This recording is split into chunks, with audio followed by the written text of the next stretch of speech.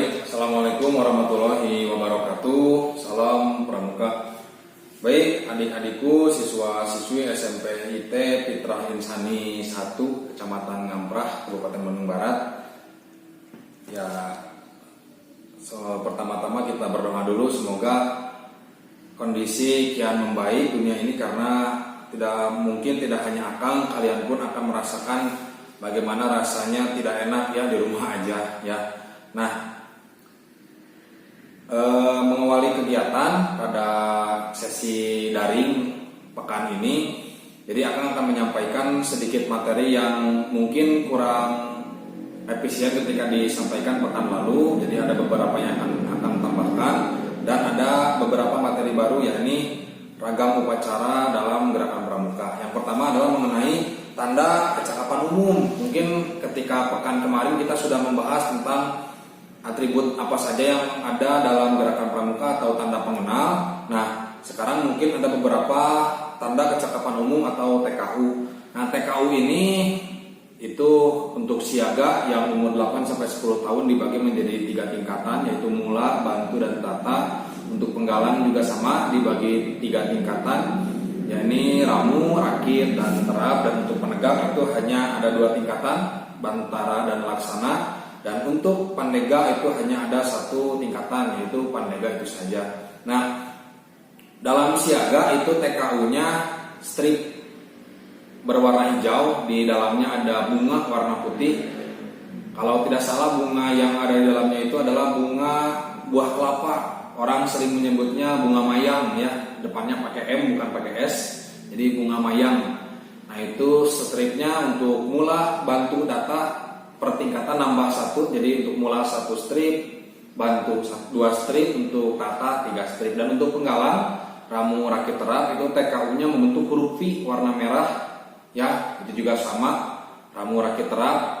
Untuk ramu 1 strip V, rakit 2 strip V, terap 3 strip V. Itu juga sama, backgroundnya warna merah atau latarnya warna merah, ada bunga yang saling menyilang. Itu bunga di dalamnya adalah bunga buah kelapa sama bunga mayang. Dan untuk tanda kecakapan umum penegak itu ada 2, bantara dan laksana. Itu disimpannya di pundak, mungkin bahasa kerennya sering disebut dengan epaulette ya. Nah, itu TKU-nya berlatarkan hijau dengan ada 2 buah tunas kelapa dan 1 bintang di atasnya. Di bawahnya ada tulisan bantara atau laksana.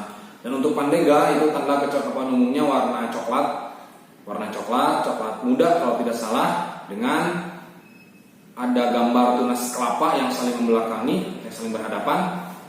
Itu ada 2 buah dan 1 bintang di atasnya, dan tulisan di bawahnya adalah pandega. Itu mungkin sekilas untuk tanda kecakapan umum ya dalam golongan peserta didik gerakan pramuka. Yang selanjutnya adalah ragam upacara dalam gerakan pramuka.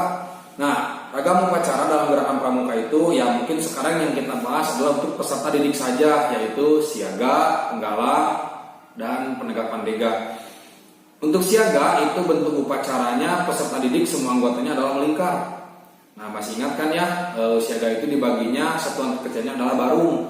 Nah, ketika anak-anak notabene yang umurnya 8-10 tahun itu melingkar, di tengahnya adalah ada tiang bendera. Nah, ada tiang bendera. Nah, pembina upacara atau pembina mereka, pembina siaga itu berada di belakang tiang bendera. Kita ambil contoh, misalkan ini tiang bendera di sini, ini pembina sebelah sini. Nah, pemimpin upacara itu ada di depan sini. Ini posisi anak-anak melingkar, posisi peserta upacara itu melingkar. Nanti mungkin ada gambar ilustrasinya di sebelah sini. Nah, di belakang pembina mohon maaf, ketika satuan kecilnya adalah barung itu sedang melingkar, contoh barung merah, barung biru, barung hijau, barung ungu itu melingkar. Di sebelah kanan itu ada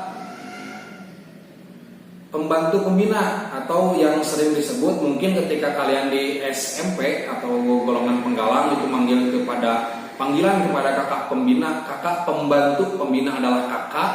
Nah, mereka adik-adik siaga itu memanggil kepada pembantu pembina siaga dengan panggilan Pakci atau Buci.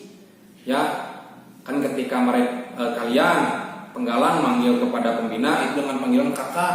Nah, ketika adik-adik siaga itu memanggil kepada pembinanya dengan panggilan Yanda dan Bunda atau Ayahanda dan Ibunda. Nah, panggilan kepada pembantu pembinanya adalah Pak Ci dan Bu Ci atau Papa Cilik dan Ibu Cilik ya. Nanti ketika contoh barung hijau, barung merah, barung biru, barung ungu sedang melingkar, di tengahnya tiang bendera, ada pemimpin upacara dan pembina upacara atau pembina siaga itu. Nah, di sebelah kanan setiap barung itu ada wakil pemimpin barung yang pertama di sebelah kanannya. Di sebelah kanannya lagi ada pembantu pembina, ada Pak Ci dan Bu Ci. Nah, di sebelah kiri ada pemimpin barung atau yang sering disebut dengan sebutan sulung ya. Nah, kan kalau kalian di Penggalang nyebutnya pinruk, mereka nyebutnya sulung ya. Nah, seperti itu ya. Itu mungkin untuk siaga. Jadi melingkar posisi upacaranya. Kang, kalau misalkan upacaranya banyak gimana? Apakah melingkarnya diperbesar? Betul, lingkaran diperbesar. Mungkin juga bisa dibagi menjadi 2 sak. Jadi contoh lingkaran pertama, nanti di luar lingkaran pertama ada lingkaran kedua gitu. Jadi bagaimanapun kondisinya tetap untuk siaga itu kita harus terapkan pada peserta didik. Bentuk upacaranya adalah melingkar, baik itu upacara pembukaan latihan atau upacara pelantikan. Seperti itu mungkin. Maju ke golongan penggalang umur 11 sampai 15 tahun.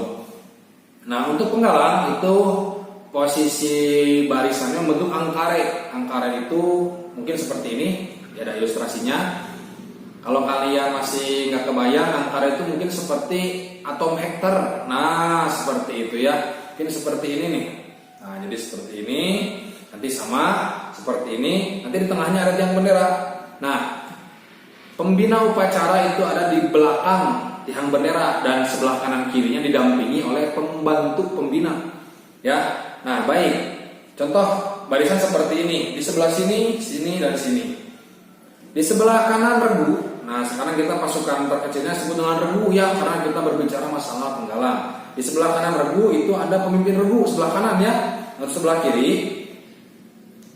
kiri itu ada wakil pemimpin regu. Jadi kalau misalkan satu regu itu 6 sampai 8 orang, sebelah kanannya ada pemimpin regu, otomatis nanti dia yang akan menjadi pemimpin pasukan ya.